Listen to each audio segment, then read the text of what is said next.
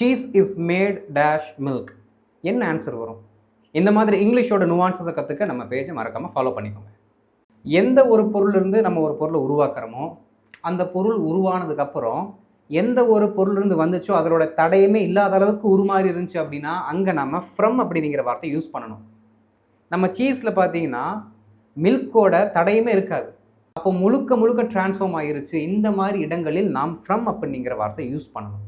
ஒரு வேலை எப்படி? ஒரு வேலை எந்த பொருளிலிருந்து உருவாக்கப்பட்டுச்சோ அந்த பொருளுடைய தடயம் இன்னும் இருந்தால் அந்த இடத்துல தான் நம்ம ஆஃப் அப்படிங்கிற வார்த்தை யூஸ் பண்ணணும்.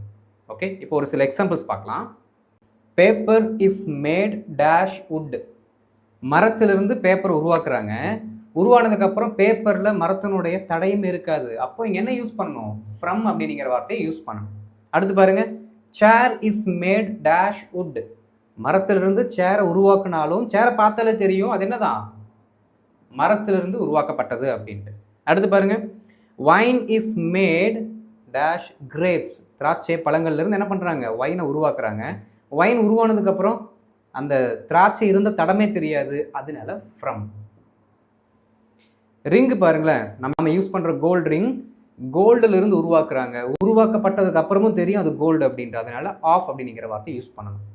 இங்கே பாருங்க, sugar is made dash sugar cane. இதற்கு என்ன ஆன்சர் வரும் அப்படின்னு காமெண்ட்டில் போட்டுருங்க.